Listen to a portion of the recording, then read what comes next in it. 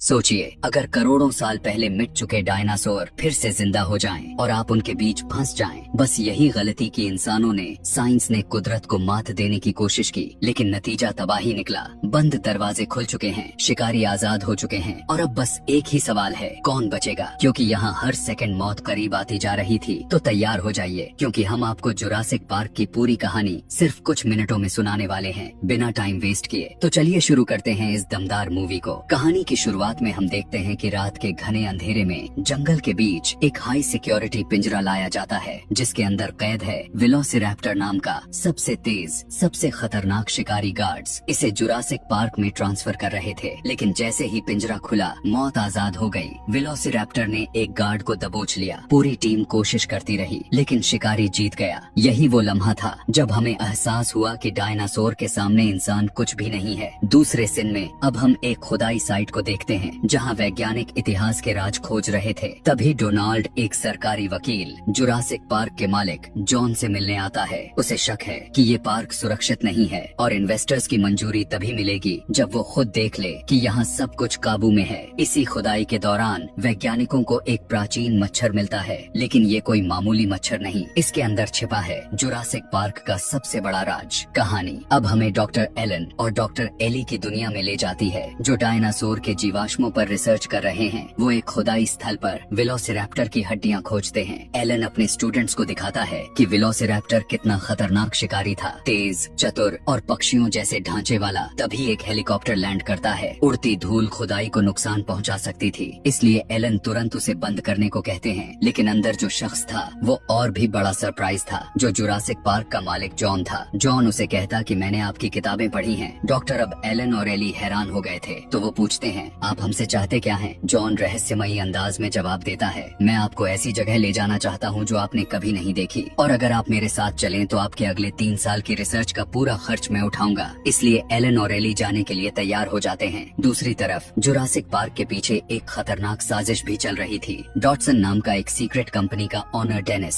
नाम के इंजीनियर से मुलाकात करता है। डॉटसन को पता चल चुका था कि अब डायनासोर को बनाया जा सकता है, लेकिन इसके लिए सैंपल लाना सबसे बड़ा चैलेंज था। तो डेनिस इस काम के लिए एक बड़ी डील करता है, इसलिए डॉटसन आधे पैसे एडवांस में दे देता है और साथ ही एक कंटेनर उसे सौंपता है, जिसमें 48 घंटे तक कूलिंग बनी रहेगी। डॉटसन को हर स्पीशीज के 15 सैंपल चाहिए थे और डेनिस इस डील को तुरंत एक्सेप्ट कर लेता है और पैसा लेकर निकल जाता है। लेकिन उसे अंदाजा भी नहीं था कि यह सौदा उसे कितनी बड़ी मुसीबत में डालने वाला है। इस बीच जॉन हैमंड ने एक और स्पेशलिस्ट को बुलाया था, डॉक्टर इयान मैल्कम, जो एक मशहूर मैथमेटिशियन और थ्योरिस्ट थे। अब जुरासिक पार्क की ओर जाने वाली टीम तैयार थी, जिसमें 5 लोग थे। हेलीकॉप्टर कोस्टा रिका के पास एक रिमोट आइलैंड पर लैंड करता है। चारों तरफ डेंस जंगल, ऊंचे ऊंचे माउंटेन और एक मिस्टीरियस वर्ल्ड था। जॉन ने इस आइलैंड को दुनिया के सबसे अनोखे और अनमोल पार्क में बदल दिया था, लेकिन अभी किसी को अंदाजा नहीं था कि इस जगह ने नेचर के रूल्स के साथ कितना बड़ा खिलवाड़ किया है। सभी लोग स्पेशल सफारी व्हीकल्स में बैठकर पार्क का टूर करने निकलते हैं। डॉक्टर एलन ग्रांट, जो पूरी लाइफ सिर्फ डायनासोर के फॉसिल्स का स्टडी करते आए थे, अचानक व्हीकल से बाहर की तरफ देखते हैं और उनके पैरों तले से जमीन खिसक जाती है। उनकी आंखों के सामने एक जिंदा ब्रैकियोसोरस चलता हुआ नजर आता है, इतना विशाल मानो उसका सिर स्काई को टच कर रहा हो। डॉक्टर एलन की आंखें खुली रह जाती हैं, उनका हार्ट फास्ट बीट करने लगता है।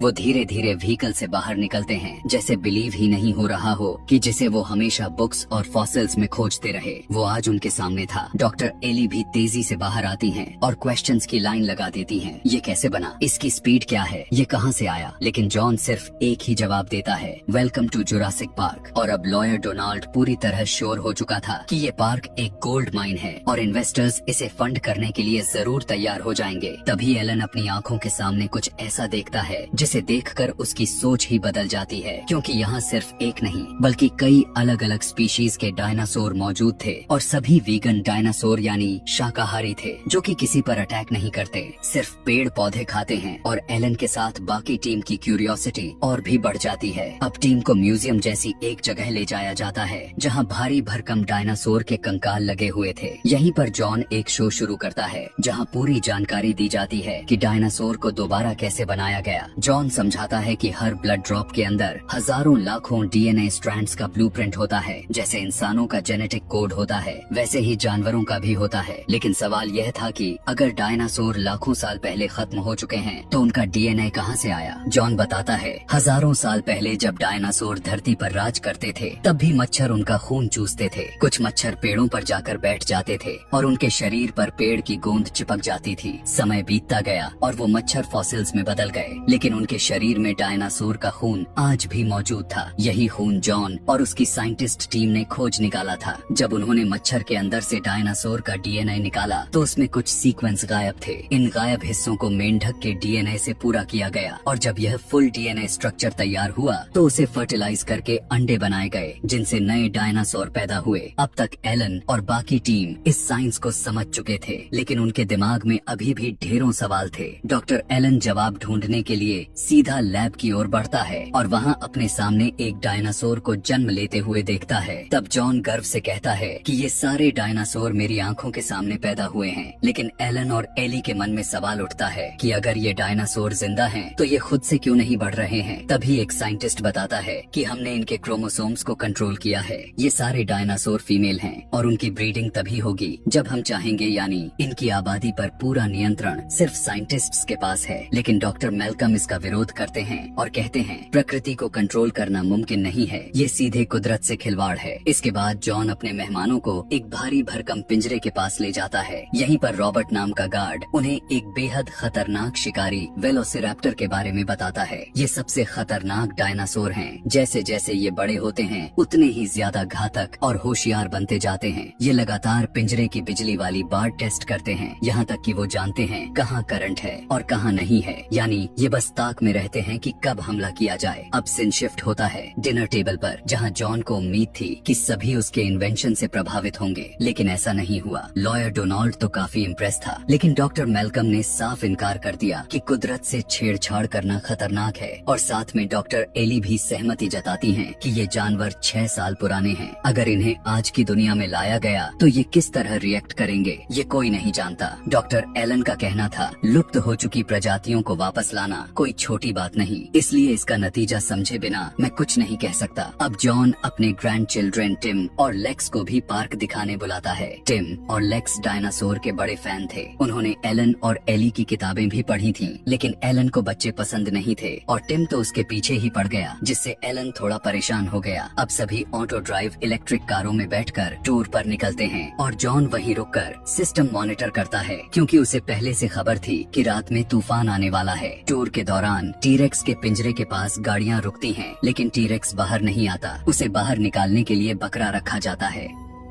लेकिन मेलकम कहता है टी रेक्स शिकार करना पसंद करता है, न कि परोसा हुआ खाना। इधर सिस्टम ऑपरेटर डेनिस ने जॉन से कहा कि कुछ खराबी हो सकती है। जॉन ने जवाब दिया जितना जल्दी हो सके सब ठीक करो। डेनिस के दिमाग में एक और प्लान था। वह पूरे सिस्टम को बंद करके सिक्योरिटी खोलने वाला था। ऊपर से रात छाने लगती है। डेनिस सारे सिस्टम्स ऑफ करता है, जिससे पार्क की सारी लाइट्स बंद हो जाती हैं। जॉन हैमंड अब घबरा कर कहता है कि सिक्योरिटी ऑन करो, लेकिन आर्नोल्ड ने बताया कि डेनिस के पास सभी पासवर्ड थे। अगर सिस्टम रिब्यूट किया तो 20 लाख फाइल्स दोबारा चेक करनी पड़ेंगी। उधर डेनिस भागने की कोशिश करता है और उसका कई बार एक्सीडेंट होता है, लेकिन उसे किसी भी हाल में सैंपल्स बाहर भेजने थे। अब तक जुरासिक पार्क की सारी लाइट्स बंद हो चुकी थीं, यहाँ तक कि 10,000 वोल्ट का हाई वोल्टेज सिस्टम भी ऑफ हो गया था। अब एक कार में डॉक्टर एलन और मेलकम थे, दूसरी में टिम, लेक्स और लॉयर डोनाल्ड थे। टिम को लगा कुछ गलत होने वाला है। अचानक बकरे का एक बड़ा टुकड़ा उनकी कार पर गिरता है, क्योंकि टीरेक्स अब पिंजरे से बाहर था। बच्चे घबराकर चीखने लगे और डोनाल्ड जान बचाकर कार से बाहर भाग गया। लेक्स ने रोशनी जलाकर मदद बुलाने की कोशिश की, लेकिन यह उसकी सबसे बड़ी गलती थी। टीरेक्स की नजर सीधी लेक्स पर पड़ गई। एलन ने एक फ्लेयर जलाया ताकि टीरेक्स का ध्यान भटक जाए, लेकिन तभी मेलकम दूसरी फ्लेयर ले आया और टीरेक्स उसकी तरफ दौड़ पड़ा। टीरेक्स ने बच्चों की कार को पलट दिया। अब डोनाल्ड खुद को वॉशरूम में छुपा चुका था, लेकिन टीरेक्स ने उसे वहीं मार डाला। एलन ने बच्चों को बचाने की कोशिश की, लेकिन टीरेक्स कार को लगातार घुमा रहा रहा था। लेक्स डर के मारे चिल्लाने लगी तो एलन ने उसका मुंह बंद कर दिया और वो भागते हुए एक ऊंची दीवार पर चढ़ गए, लेकिन टीरेक्स कार को धक्का देने लगा। एलन और लेक्स एक तार पकड़कर लटक गए और तभी कार उनके ऊपर गिरने लगी। इधर जॉन अब और ज्यादा परेशान हो गया था। उसी वक्त एली वहाँ पहुँच चुकी थी और उसे पता चला कि जंगल की सारी सिक्योरिटी बंद हो चुकी है। जॉन ने अपने बच्चों को बचाने के लिए रॉबर्ट को भेजा और एली भी उसके साथ चली गई। उधर डेनिस सैंपल लेकर भाग रहा था, लेकिन उसकी गाड़ी कीचड़ में फंस गई। गाड़ी निकालने के लिए डेनिस ने एक पेड़ से रस्सी बांधी। तभी एक बेबी डायनासोर उसके सामने आ गया। डेनिस ने उसे भगाने की कोशिश की, लेकिन वह पीछा नहीं छोड़ रहा था। कुछ ही सेकंड में डायनासोर ने जहरीला लार उसके चेहरे पर उगल दिया। फिर डेनिस घबराकर गाड़ी में छिपा, लेकिन डायनासोर ने वहीं हमला कर उसे मार डाला और सैंपल भी कीचड़ में गिर गया। उधर एलन और लेक्स अब टिम को ढूंढ रहे थे। एलन ने लेक्स को एक सुरक्षित जगह छिपाया और पेड़ पर चढ़ा दिया। थोड़ी दूर उसे टिम मिल गया। एलन टिम को लेकर नीचे आ ही रहा था कि उनके ऊपर कार गिरने लगी। दोनों जल्दी से नीचे कूदे, लेकिन कार फिर से उनके ऊपर गिर गई। आखिरकार वो किसी तरह निकलने में कामयाब हो गए। उधर रॉबर्ट और एली मैल्कम को बचाने पहुँचे, लेकिन जब एली ने चारों तरफ देखा तो एक कार गायब थी। इसका मतलब था डायनासोर बाहर आ चुके थे। तभी मैल्कम की आवाज आई। रॉबर्ट और एली ने उसे संभाला, लेकिन तभी एक विशाल पंजा नजर आया। मैल्कम बस यही कह सका, जल्दी भागो। रॉबर्ट ने गाड़ी दौड़ा दी, लेकिन टीरेक्स उनका पीछा कर रहा था। आखिरकार वे तेजी से आगे निकल गए। अब एलन ने फैसला किया कि वो बच्चों के साथ पूरी रात पेड़ पर बिताएगा। अगली सुबह जब एलन की आंख खुली तो उसके सामने एक बड़ा डायनासोर पत्तियां खा रहा था। लेक्स पहले तो डर गई, लेकिन फिर उसे छूना चाहा। जैसे ही उसने हाथ बढ़ाया, डायनासोर ने तेज आवाज निकाली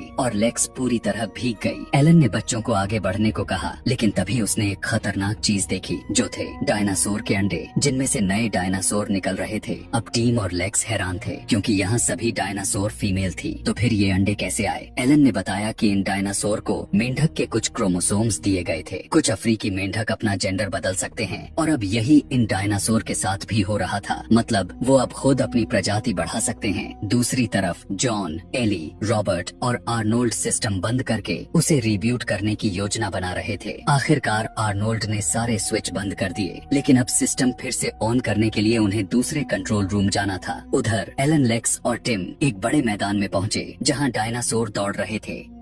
इसलिए वो एक पेड़ के पीछे छिपे। तभी टीरेक्स ने कई छोटे डायनासोरों का शिकार कर दिया। अब रात हो चुकी थी, लेकिन आर्नोल्ड अब तक वापस नहीं लौटा था। इसलिए एली और रॉबर्ट सिस्टम ओनन करने के लिए बाहर निकल गए। जैसे ही रॉबर्ट ने चारों तरफ देखा तो उसे वेलोसिरैप्टर का पिंजरा टूटा हुआ मिला। मतलब अब जंगल में ये घातक शिकारी घूम रहे थे। रॉबर्ट समझ गया कि वेलोसिरैप्टर उन पर नजर रखे हुए हैं। उसने एली से कहा, तुम भागो, मैं इन्हें रोकता हूँ। एली तुरंत बंकर की ओर दौड़ी और दरवाजा बंद कर लिया, लेकिन रॉबर्ट चारों तरफ से घिर चुका था। अचानक दो वेलोसिरैप्टरों ने उस पर हमला किया और वो मारा गया। उधर एलन बच्चों के साथ इलेक्ट्रिक फेंस तक पहुंचा। अब सिर्फ आखिरी स्विच ऑन करना बाकी था और एलन ने टिम को जल्दी कूदने को कहा, लेकिन वह डर गया और उसी वक्त एली ने स्विच ऑन कर दिया और पूरा सिस्टम रिस्टार्ट हो गया। लेकिन करंट लगने से टिम को जबरदस्त झटका लगा और वह नीचे गिर गया। उसी समय एली को एहसास हुआ कि वह बंकर में अकेली नहीं थी। वहाँ एक वेलोसिरैप्टर भी था। जैसे तैसे वह बचकर भाग निकली